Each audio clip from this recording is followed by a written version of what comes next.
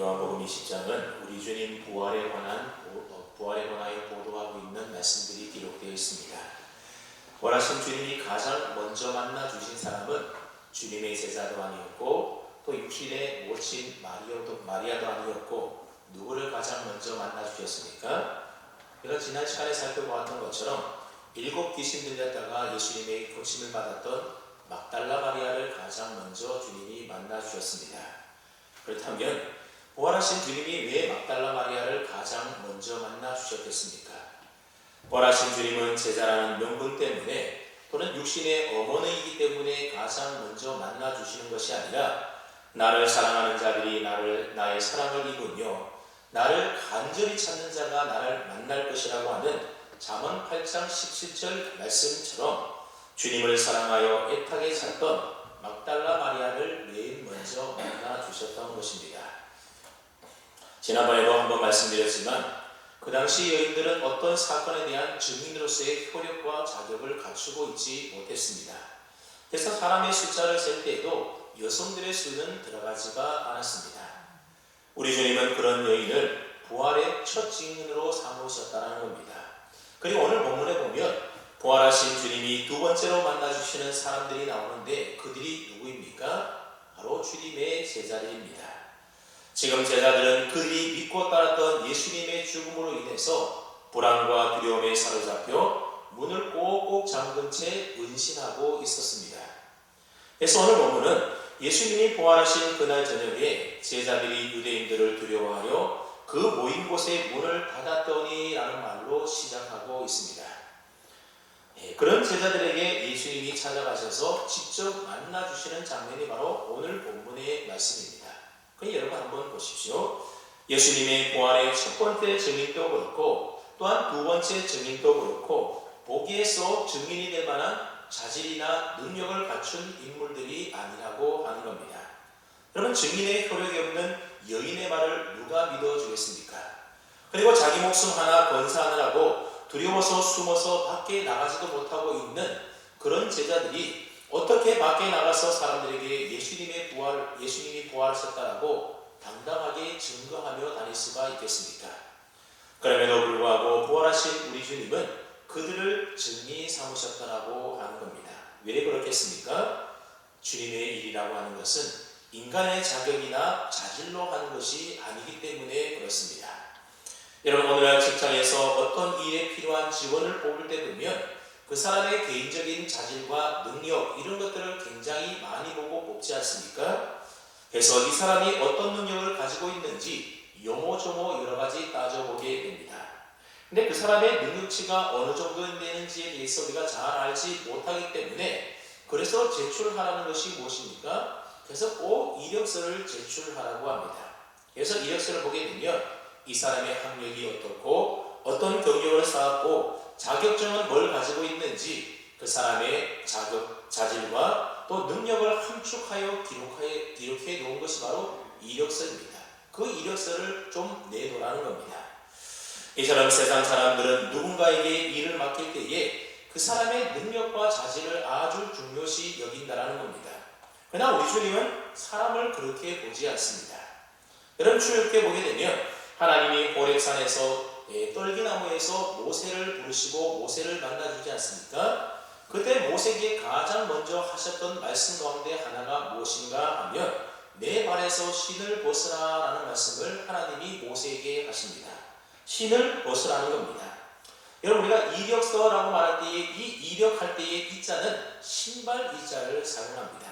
즉 신발이 걸어다닌 역사가 곧 이력이라고 하는 겁니다. 신을 벗으라고 하는 것은 지금까지의 너의 이력, 너가 그동안 쌓아올린 모든 족족들을 다 벗어 던지라고 하는 말입니다. 내가 보는 것은 너가 애국 왕자로 살았던 그 화려한 경력이나 이력이 아니라는 겁니다. 주님의 일은 그런 것 가지고 하는 것이 아니라는 겁니다. 그러니 그런 것들 다 벗어 던지라는 겁니다. 여러분 하나님은 주의 일꾼 삼으실 때에 세상 사람들처럼 그 사람의 자질이나 능력을 보는 것이 결코 아니라는 겁니다. 그래서 하나님은 약한 자를 불러서 강한 자를 부끄럽게 하고 지혜 없는 자를 택해서 지혜 있는 자를 부끄럽게 하신다. 그렇게 성경이 말하지 않습니까? 여러분, 예수님의 제자들도 한번 가만히 보십시오. 그 당시 정치, 경제, 종교의 중심 도시였던 예루살렘 출신의 사람이 단 한 명도 없었습니다. 모두가 다 이방인 취급받던 저 갈릴리 촌동네 출신으로 직업도 오브나 세이로 엘리트 출신이 한 명도 없었던 겁니다. 여러분, 그 당시 엘리트라면 어떤 사람들인가 하면 예를 들면 대제사장이라든지 또는 서기관이라든지 바리새인과 같은 사람들이 주로 엘리트 계층인데, 이런 사람들은 모세오경인 토라를 거의 줄줄 외우고 다닐 정도였습니다. 우리 생각에는 이런 자들을 택해서 주님의 제자 삼으시고 또 이런 자들에게 나타나셔서 주님의 부활의 증인 삼으셨다고 한다면 얼마나 좋았을까. 그러면 많은 사람들이 그 사람들의 말을 들었을 텐데 그런 생각을 해볼 수도 있을 겁니다. 그런데 주님은 변변치 않은 제자들에게 성경을 부어주시고 성령의 능력으로 그들을 변화시켜서 부활의 증인 삼아 놀라운 하나님의 일들을, 주님의 일들을 이루어 가시는 것을 우리가 보게 됩니다. 그러므로 여러분, 나는 부족하고 연약해서 주의 일에 쓰임받기에 합당치 않다라고 생각하지 마시기 바랍니다. 가끔 교회에서 어떤 분들에게 직분을 주거나 어떤 일들을 맡기게 되면 나는 부족해서 자격이 없고 연약해서 이래서 못하고 저래서 못하고 그런 경우들이 참 많은데, 여러분, 그렇기 때문에 우리가 자격이 있는 겁니다. 그래서 그런 우리를 향하여 주님은 이렇게 말씀하시는 겁니다. 세상적으로 볼 때는 너가 부족하고 연약할지라도 나는 얼마든지 너가 내 일을 감당할 수 있도록 지혜도 주고 능력도 주고 은혜도 성령도 부어줄 테니 아무 염려하지 말고 내 일꾼이 되어주렴. 우리 주님이 그렇게 말씀하는 겁니다. 여러분, 주님의 이런 세상적인 자격이나 능력으로 내 힘으로 하는 것이 아니라 하나님이 공급해 주시는 지혜와 은혜와 능력으로 우리가 해 나가는 것입니다. 그러므로 우리가 이제부터 기도할 때에 이렇게 기도할 수 있기를 바랍니다. 하나님, 나로 하여금 주님의 손에 주님의 일에 귀하게 쓰임받게 해 주시옵소서. 그렇게 우리는 기도해야 되는 겁니다.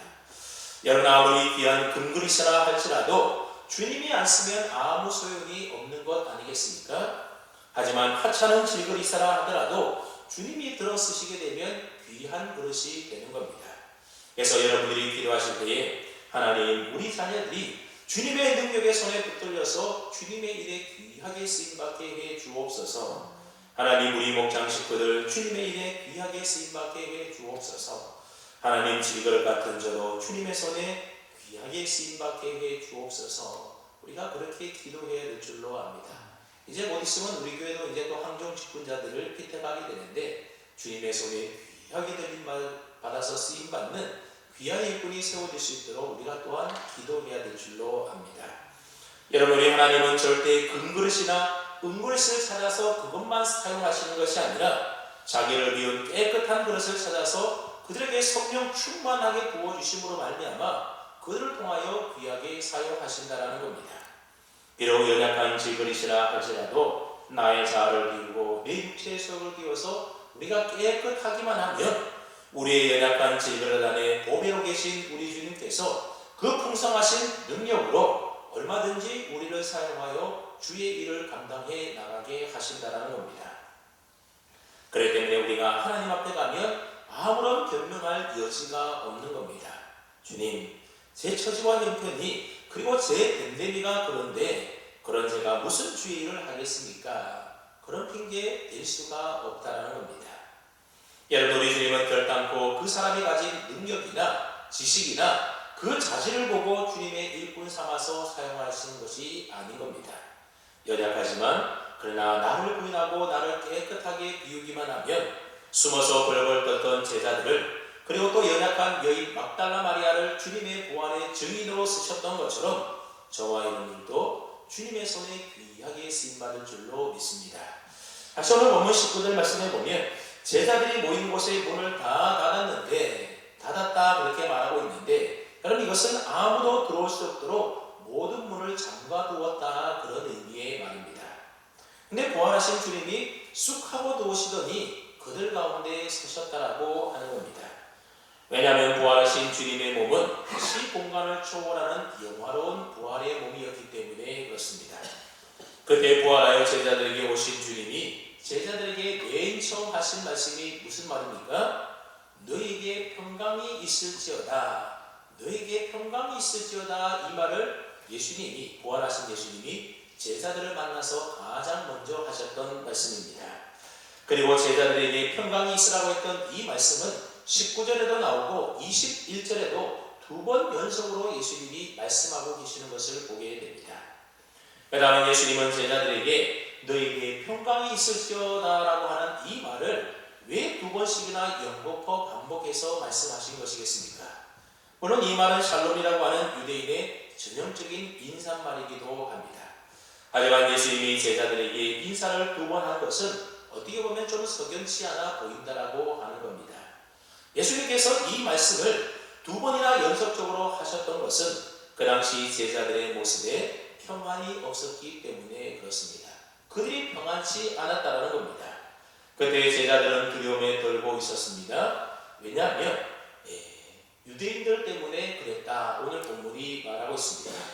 제자들은 앞서서 막달라 마리아를 통하여 예수님이 부활하셨다는 소식을 이미 듣지 않았습니까? 그리고 베드로와 요한은 예수님이 무덤이 비어있던 빈무덤과 또 예수님의 세마포 수리가 그대로 남아있었다는 사실을 직접 눈으로 보고 왔었습니다. 그럼에도 불구하고 제자들은 유대인들로 인하여 두려워서 그 모인 곳의 모든 문을 다 꽂고 걸어 잠그고 숨어 있었다는 겁니다. 왜냐하면 유대인들이 주님을 잡아 죽였으니 그 다음은 자기들 차례다 그렇게 생각했기 때문에 그렇습니다. 그래서 두려움에 떨고 있는 제자들 향하여 주님이 뭐라고 말씀하셨는가 하면 너희에게 평강이 있을지어다 그렇게 말씀하셨던 겁니다. 근데 예수님의 이 말씀은 사흘 전 예수님께서 잡히시던 날 저녁에 제자들과 함께 저녁 만찬을 드시면서 이미 주님께서 제자들에게 하셨던 말씀을 생각나게 하는 말씀이라고 하는 겁니다. 그래서 요한복음 14장 27절 말씀에 보면 그때 예수님께서 제자들에게 이런 말씀을 하셨습니다. 평안을 너희에게 주시노니 곧 나의 평안을 너희에게 주노라. 내가 너희에게 주는 것은 세상이 주는 것과 같이 아니하니라. 너희는 마음에 근심하지도 말고 두려워하지도 말아라. 너희는 근심하지도 말고 두려워하지도 말아라. 왜냐하면 예수님이 그들에게 평안을 주셨기 때문에 그렇다라는 겁니다.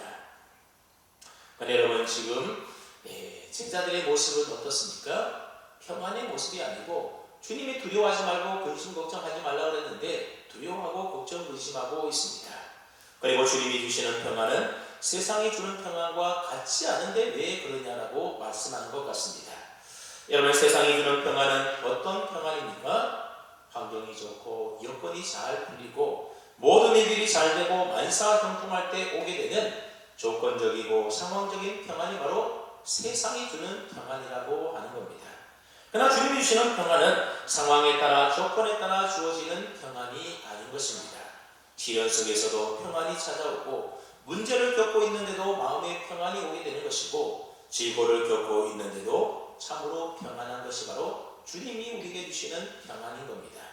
그래서 마치 하박국 선지자가 내게 아무것 감사하고 기뻐할 만한 평안할 만한 아무 것이 없다 하더라도 막 전쟁이 와서 내 뼈가 막 녹는 것 같고 두려움 속에 있는 그 상황 가운데서도 난 여호와로 인하여 즐거워하며 구원의 하나님으로 인하여 기뻐하리라고 노래했던 그런 샬롬을 말하는 겁니다. 여러분 우리 주님은 우리의 형편과 처지와 관계없이 얼마든지 우리에게 평강을 주실 수가 있는 분입니다. 그런데 이 평강이 어떻게 우리에게 오게 되느냐 하면 예수님께서 십자가에 돌아가시기 전에 테텔레스타이 다 이루었다 그렇게 말씀하시고 운명하지 않습니까? 우리 주님은 십자가 죽음을 통하여 우리의 모든 죄의 문제, 우리 죽음의 문제, 우리 인생의 질고의 문제, 저주의 문제, 먹고 사는 우리 인생의 모든 문제들을 다 십자가에서 이루어 주셨다라는 겁니다. 우리 주님의 이 십자가 대속의 은혜로 인하여 주어진 결과가 무엇인가 하면 바로 그 예수님을 믿는 자들에게 주어지는 평안이고 그 예수님 믿는 자들에게 주어지는 기쁨이라고 하는 겁니다. 그렇기 때문에 이 평안은 어느 누구도 빼앗아갈 수 없는 엄청난 복의 총체가 바로 주님이 주시는 평안인 겁니다. 그래서 로마서 8장 6절 말씀을 보게 되면 육신의 생각은 사망이요 영의 생각은 생명과 평안이다. 성령의 생각은 생명과 평안이다 그렇게 말하고 있습니다. 예수님의 십자가 은혜 안에서 거듭나 하나님의 영이신 성령님이 우리 안에 거하시게 되면 생명, 영생인 생명이 우리에게 주어지게 되는 것이고, 그 다음에 주어지는 것이 바로 모든 삶과 환경을 초월해서 우리에게 주는 평안이 우리에게 주어진다라고 하는 겁니다. 여러분의 영이 건강한 상태인지 아닌지 뭘 보면 알 수가 있는가 하면 마음이 평안하냐 안 하냐 그것 보면 안다라는 겁니다. 그래서 골로새서 3장 15절 말씀에 보면 그리스도의 평강이 너희 마음을 주장하게 하라 그렇게 사도 바울이 권면하고 있는 겁니다. 주님이 주시는 그리스도의 평강이 우리의 마음을 주장하고 지배하는 것, 여러분 그것이 바로 성령 충만한 삶이지 않겠습니까? 이 평강이 있어야 사도 바울처럼 어떠한 형편에 처하든지 자족하는 마음이 우리 가운데 있어서 주님께서 맡겨주신 사명을 환경에 따라 흔들리지 않고 끝까지 감당해 나갈 수가 있는 겁니다. 주님이 주시는 그 평강이 우리에게 있어야만 좀 어렵고 힘든 인생의 고난이 우리에게 찾아온다 하더라도 그때도 우리가 불평원망하지 않고 기쁨과 감사함으로 성숙한 믿음의 삶을 우리들이 살아갈 수가 있게 되는 겁니다. 그래서 주님은 잡히시기 전에 나의 평안을 너희에게 줄 테니 앞으로 닥치는 일들로 인해서 너희는 마음에 근심도 하지 말고 두려워하지도 말라 그렇게 예수님이 제자들에게 신신당부했었던 겁니다. 우리 주님께서 그렇게 말씀하셨음에도 불구하고 제자들은 막상 주님이 붙잡혀 가시고 십자가에 돌아가시게 되자 주님의 이 말씀을 다 잊어버린 채 그저 두려워서 숨어서 꽁꽁 문을 걸어 잠그고 두려워 떨고 있었다라는 겁니다. 그래서 부활하신 주님은 불안해하며 두려움에 떨고 있는 이 제자들에게 나타나셔서 너희에게 평강이 있을지어다 그렇게 두 번이나 연거푸 말씀하셨던 겁니다. 부활하신 주님께서 그날 부활의 저녁에 제자들에게 주신 것은 결코 평안만이 아니었습니다. 그들에게 기쁨도 함께 주셨다는 겁니다. 부활하신 주님은 제자들의 불안함을 평안으로 바꿔주시고 그들의 두려움을 기쁨으로 바꾸어 주셨는데 20절 말씀을 한번 보십시오. 20절에 보았더니 이 말씀을 하시고 손과 옆구리를 보이시니 제자들이 주를 보고 기뻐하더라. 기뻐했다라는 겁니다. 두려움에 떨고 불안해했던 제자들이 이제 부활하신 주님을 확인하고 나서야 기뻐했다라고 하는 말입니다. 근데 여기 보면 예수님께서 제자들에게 손과 옆구리를 보이셨다 그런 말씀이 있지 않습니까? 그런데 예수님께서 제자들에게 손과 옆구리를 보이셨겠습니까? 오늘 본문에는 기록되어 있지 않지만 누가복음 24장 37절의 말씀에 보게 되면 이 동일한 장면에서 보인 제자들의 반응이 기록되어 있는데 이렇게 말씀하고 있습니다. 그들이 놀라고 무서워하여 그 보는 것을 영으로 생각하는지라. 예수님이 제자들에게 나타나셔서 너에게 평강이 있을지어다 그렇게 말했음에도 불구하고 제자들은 평안하고 기뻐했던 것이 아니라 오히려 놀라고 무서워했다라는 겁니다. 왜냐하면 부활하신 예수님을 무엇으로 생각했기 때문입니까? 영으로 생각했기 때문이라는 겁니다. 쉽게 말하면 예수님을 유령처럼 귀신처럼 생각했고 예수님의 부활을 믿지 않고 그랬다라는 겁니다. 그래서 38절 말씀에 보면 그런 제자들에게 어찌하여 두려워하며 어찌하여 마음에 의심이 일어나느냐.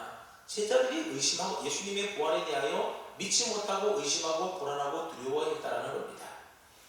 그들에게 그래서 예수님은 그들에게 못 박힌 손과 발을 보여주시면서 또 옆구리에 찔린 찬자국도 보여주시면서 예수님의 죽은 몸이 다시 살아나셨다는 사실에 대하여 제자들에게 보여주셨던 겁니다.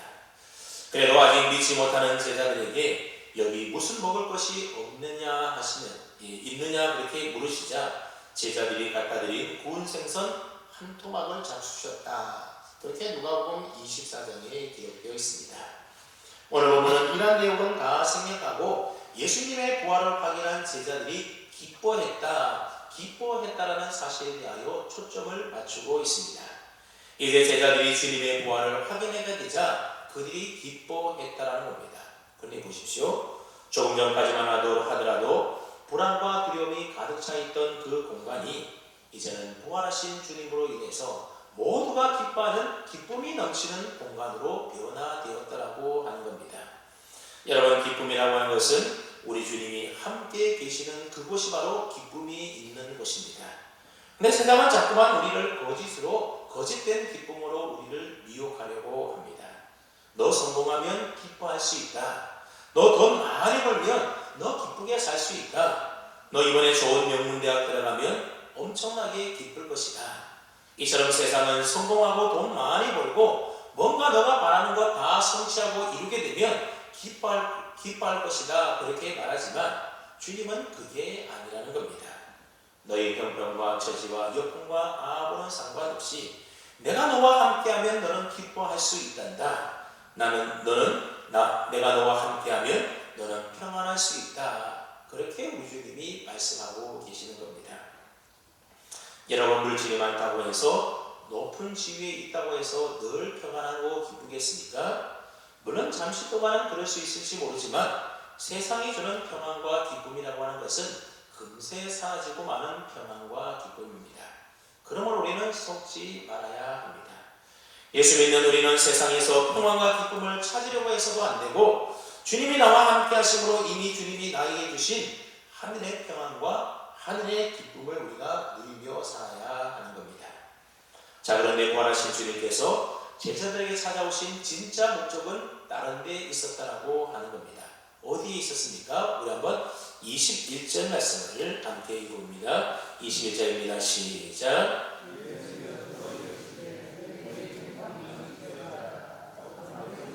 나를 보내신 것 같이 나도 너희를 보내노라. 아멘.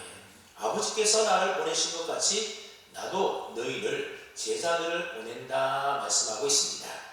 그러나 앞서 평강과 기쁨을 주시고 그들에게 찾아오신 이유를 이제 밝히는데 그 이유가 뭐라는 겁니까? 부활의 증인되는 사명을 주시기 위하여 부활하신 예수님이 제자들에게 찾아오셨다는 겁니다.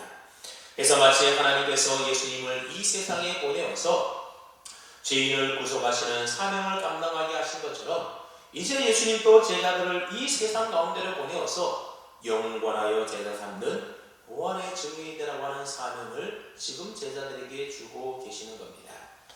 이 사명은 제자들에게만 해당되는 것이 아니라 오늘 예수 믿는 저와 여러분 모두에게도 해당되는 그런 말씀이라는 겁니다. 그래서 주님은 오늘 저와 여러분에게도 아버지께서 나를 보내신 것 같이 나도 너희들을 보내노라 그렇게 선언하고 계십니다. 그렇기 때문에 우리 예수 믿는 사람들은 생존하는 인생이 되어서는 안 되고 사명을 감당하는 인생이 되어야 하는 겁니다. 여러분, 세상 사람들은 이 땅에 생존하기 위하여 살아가고 있습니다. 그래서 좀 더 많이 벌고 좀 더 넓고 큰 집에 살고 좀 더 고급차를 타고 좀 더 해외여행 많이 하면서 그런 것이 어떻게 보면 삶의 목적처럼 그렇게 살아가고 있습니다. 실제로 요즘 젊은이들 가운데는 물론 요즘은 코로나 때문에 그러지 못하지만 젊은이들 가운데는 1년 동안 열심히 일해서 모은 돈을 가지고 그걸 가지고 해외여행 가서 한동안 즐기다 오는 것을 인생의 낙으로 인생의 목표로 그렇게 살아가는 사람들이 있다라고 하는 겁니다. 근데 우리 예수 믿는 사람들은 그런 것이 우리 삶의 목적이 되어서는 안 된다라고 하는 겁니다. 우리 주님은 우리에게 사명을 주시면서 말씀하십니다. 너는 같은 회사, 직장 동료와 같은 삶의 가치관으로 살아서는 안 돼. 이웃과 아줌마와 같은 사람처럼 그런 세상적인 목적 가지고 살면 안 돼. 너는 사명자야. 사명자로 살아야 돼. 우리 주님이 이렇게 말씀하고 계십니다. 어떻게 여러분들은 우리 주님께서 여러분의 삶의 자리에서 우리 주님을 증거하기 위하여 파송시킨 사명자라는 사실을 믿으십니까? 우리가 이 사실을 믿고 살아야 됩니다. 영원하여 제자 삼는 주님의 지상명령은 제자들에게만 주신 사명이 아니라 예수 믿는 우리 모두에게 주신 가장 위대한 사명이 바로 영원하여 제자 삼는 사명인 겁니다. 여러분, 요즘 코로나로 인하여서 복음 증거하는 일이 참 쉽지가 않습니다. 그렇다고 우리가 가만히 손 놓고 있어서야 되겠습니까? 믿는 우리들이 손 놓고 가만히 있으면 정부가 우리 대신 이걸 감당해 나가겠습니까? 아니면 공무원들이 우리 대신 이 사명 감당하겠습니까? 그렇지가 않다는 겁니다. 그럼 누가 이 사명 감당해야 하겠습니까? 바로 교회인 우리들이 해야 된다는 겁니다. 여러분, 3년 동안 이 땅에 공생해 하시는 예수님의 몸은 부활하시고 승천하셔서 이제 하늘로 올라가셨습니다. 그런데 하늘로 올라가시기 전에 이 땅에 주님의 몸을 남겨놓으셨는데 그 몸이 무엇입니까? 바로 주님의 몸된 교회입니다. 그 교회가 바로 저와 여러분들 우리 성도들입니다. 그러니까 우리 주님께서 하늘로 승천하시면서 이 땅에 주님이 하시던 그 일을 교회에 맡기셨는데, 그렇기 때문에 주님의 몸된 교회인 우리들은 이 땅에 살아가는 동안 우리의 삶의 존재 이유가 무엇이 되어야 하는가 하면, 생존 경쟁에서 이겨 좀 더 호화롭고 번성하게 사는 것이 목적이 아니라, 교회의 목적은 주님이 하시던 그 하나님 나라와 그의 영광을 위하여 이 땅에 존재하는 것이 바로 목적이라고 하는 겁니다. 그 일을 위해서 부활하신 주님이 증인되는 사명을 교회와 바로 우리들에게 맡겨주신 것입니다. 그러므로 왜 돈을 벌어야 되느냐? 사명 감당하기 위해서 우리는 돈을 벌어야 되는 겁니다. 애를 왜 공부시켜야 되느냐? 사명 감당케 하려고. 왜 산책하고 운동하면서 우리의 건강을 돌봐야 되느냐? 주님이 맡겨주신 사명 잘 감당하기 위해서 우리가 그 일들을 해야 한다는 겁니다. 그러니까 우리의 삶의 목적은 주님이 주신 사명을 감당하는 것이어야 하고, 그 나머지는 그 목적을 이루기 위한 수단이 되어야 하는 것입니다. 그런데 여러분, 제일 불쌍한 사람이 뭔가 하면 인생의 목적과 수단을 바꾸어서 살아가는 사람이 가장 불쌍한 사람입니다. 왜냐하면 그 사람은 인생의 목적을 잃어버린 사람이기 때문에 그렇습니다. 내가 왜 존재하고 왜 살아야 하는지 이유를 모르는 겁니다. 예를 들어서 돈 버는 것은 사명 감당하기 위한 수단이 되어야 되지, 돈 버는 것 자체가 목적이 되어서는 안 된다는 겁니다. 여러분, 그렇게 많은 돈 벌어서 나중에 죽으면 다 못하겠습니까? 아무 쓸모 없습니다. 주의 일에 서며 사명 감당하는 일에 서양해야만 그 돈 번 일이 가치가 있는 일이 되고 그 일이 상급이 되고 그러지 않겠습니까? 그리고 남들보다 더 높은 자리에 올라가는 것은 사명 감당하기 위한 이때를 위한 일인 것이지, 자신의 지위를 누리도록 하기 위함이 결코 아닌 것입니다. 여러분, 에스더가 왕후가 된 것은 죽음의 위기에 처한 유대인들을 구해내기 위한 사명을 감당하기 위함인 것이지, 개인의 영달을 위한 목적 때문에 왕후가 된 것이 결코 아니었던 겁니다. 느헤미야가 술 맡은 관원장이 되었기에 아닥사스다 왕에게 구할 수가 있었던 겁니다. 앞서 살펴봤던 아리마대 요셉이 사내들인 공회원이었기 때문에 빌라도에게 찾아가서 예수님의 시신을 달라고 요청할 수 있었던 것입니다. 그러니까 내가 그 자리에 있는 것은 주님의 일 감당하라고 하신 사명의 자리인 것이지, 그 자리 자체가 성공한 인생의 목적이 되어서는 안 된다라고 하는 겁니다. 여러분의 물질도 신분도 지위도 건강도 재능도 모두가 다 주님이 맡겨주신 그 사명을 잘 감당하기 위한 수단이지, 결코 그것이 목적이 되어서는 안 된다는 겁니다. 근데 대부분의 사람들이 인생의 참 목적을 모르니 이 수단을 목적처럼 목적인 줄로 알고 잘못 살아가고 있다는 겁니다. 그래서 이런 사람들은 나중에 주님 앞에 갔을 때에 정말 아무 말 할 일이 없게 될 것입니다. 그러므로 인생의 목적과 그 목적을 이루기 위한 수단을 결코 혼돈해서는 안 된다는 겁니다. 그래서 우리가 기도할 때에 하나님, 사업 잘 되게 해주세요. 그래서 주님이 제게 맡겨주신 사명 잘 감당하게 해주세요. 하나님, 우리 자녀들이 원하는 학교에 지나갈 수 있도록 해주세요. 시험에 합격하도록 해주세요. 좋은 직장에 들어가게 해주세요. 그래서 앞으로 사명자로 잘 살아갈 수 있도록 그 앞길을 하나님이 열어주세요. 하나님, 병든 나의 몸 고쳐주시고 연약한 나의 육신 강건하게 해주세요. 그래서 주님 나라 영광 위하여 이 한 몸 헌신하며 살게 해주세요. 우리는 그렇게 기도해야 하는 것입니다. 그래서 우리가 잊지 말아야 될 것은 주님께서 맡기신 사명 감당하는 것이 바로 우리의 삶의 목적이고, 그 나머지는 그 사명을 잘 이루어가기 위한 수단이라는 사실을 우리가 꼭 잊지 말고 명심해야만 우리의 인생을 우리가 제대로 바르게 살아가게 되는 것입니다. 자, 그렇다면 우리 주님께서 제자들에게 사명을 주시면서 그들을 세상에 보냈는데 뭐라고 하면서 보내고 계십니까? 23절 말씀을 보게 되면 이것 하라고 보내고 있습니다. 우리 한번 23절 말씀을 함께 읽어봅니다. 시작.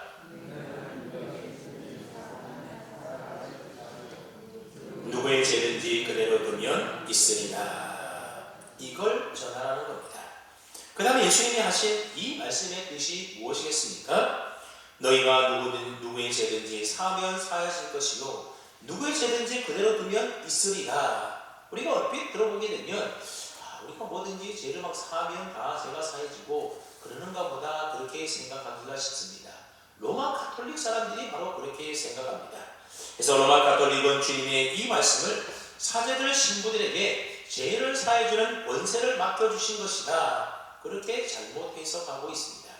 그래서 지금도 가톨릭 교인들은 자기들이 지은 죄를 가지고 신부들에게 찾아가서 고백하지 않습니까? 여러분, 이것을 무엇이라고 합니까? 고해성사라고 합니다. 그래서 자신의 죄를 신부 사제에게 고하게 되면 신부가 듣고 있다가 주기도문 몇 번 외워라, 또는 봉사활동 이렇게 해라, 그러면서 죄가 사해졌다라고 선포한다라는 겁니다. 근데 여러분, 성경 그 어느 곳에도 하나님께서 우리 인간에게 죄를 사하는 권세를 주셨다라고 하는 그런 흔적을 찾아볼 수가 없습니다. 여러분, 주님이 하신 이 말씀은 그런 뜻의 말이 아니라는 겁니다. 이 말씀은 예수 믿는 우리 모두에게 주님이 주신 말씀으로 우리가 세상에 나가 죄사함을 선포하라고 하는 사명을 주신 말씀이라는 겁니다. 여러분, 죄사함이라고 하는 것은 사람이 내 죄를 사하노라 그렇게 선포한다고 해서 그 사람이 죄사함을 받는 것이겠습니까? 그게 아니라는 겁니다. 사람이 그냥 너 죄사함 받았다 이렇게 한다고 해서 죄사함을 받는 것이 결코 아닌 겁니다. 죄사함이라고 하는 것은 예수님이 나의 죄를 위하여 십자가에 대신 죽으셨다고 하는 그 사실을 믿고 고백할 때에 우리는 죄사함을 얻게 되는 것입니다.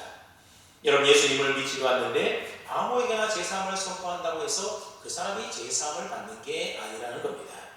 그래서 죄사함을 선포하려면 먼저 그 사람에게 예수님의 복음을 전해서 예수님을 믿도록 해야 하는 겁니다. 결국 무슨 말인가 하면 너희가 누구의 죄든지 사하면 사해질 것이라고 하는 이 말씀은 예수 믿지 않는 자들에게 가서 당신이 지금 회개하고 예수님을 믿고 영접하면 당신의 모든 죄가 사함을 받고 하나님의 자녀가 될 것입니다. 그 죄사함에 대하여 복음에 대하여 선포하라, 그런 의미의 말씀입니다. 너희가 이 사명을 감당하여 죄사함의 복음을 전하게 되면 그들이 그 복음을 듣고 예수님을 믿어서 그들의 죄가 사해지게 될 것이지만 그 사명 감당하지 않아서 그대로 내버려 두게 되면 그들의 죄가 계속해서 그대로 있을 것이다, 그런 말입니다.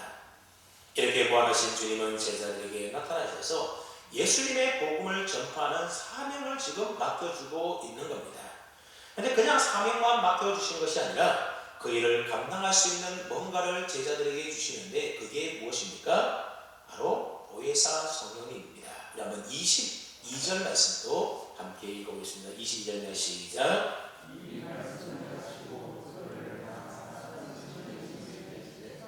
성령을 받으라.